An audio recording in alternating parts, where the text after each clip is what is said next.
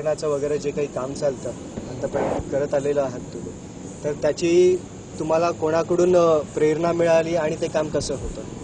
आम्हाला पहिले प्रथम म्हणजे आम्हाला सुधाभाई यांच्याकडनं पहिली प्रेरणा मिळाली. त्या व्यतिरिक्त आणखी काय बाईंनी तुमच्या प्रभागासाठी काही काम केलेले आहेत का?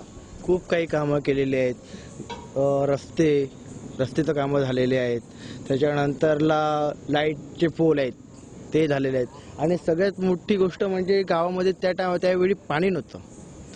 ती पूर्ण पाण्याचं पूर्ण भाईंनी करून दिलेलं आहे. म्हणजे 15-20 वर्ष अगोदरचं त्या टायमाला भाई आमच्या वॉर्डातनं जेव्हा पॅनल सिस्टीम होता त्यावेळी भाई 15 वर्ष आमच्या इथून निवडून आलेले आहेत. पण त्यावेळी एवढी कामं केलेली आहेत ना भाईंनी, खूप म्हणजे खूप. ज्याला बेरोजगार होता त्यांना कामं मिळवून दिलेली आहेत, रोजगार मिळवून दिलेला आहे त्यांना. खूप म्हणजे खूप अशा खूप काही गोष्टी आहेत ते सगळे म्हणजे भाईंनी केलेले आहेत गावासाठी.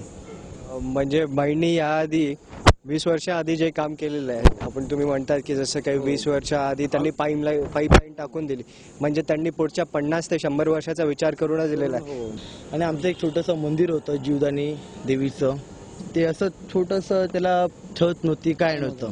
पण भाईंना सांगितल्याबरोबर छत, खालती लादी, साईडने कट्टा, एवढा मस्त छान एकदम मस्त की मंदिर करून दिलेलं आहे भाईंनी. म्हणजे सुशोभीकरण. हो हो. आणि त्याच्यासाठी लागणाऱ्या सगळ्या सोयी सगळ्या भाईंनी, हो सगळ्या भाईंनी दिले. हो, म्हणजे जेवढे आमच्यासाठी त्यांनी केलेले तेवढे त्यांच्यासाठी का नाही करणार आल्याच्या नंतरला.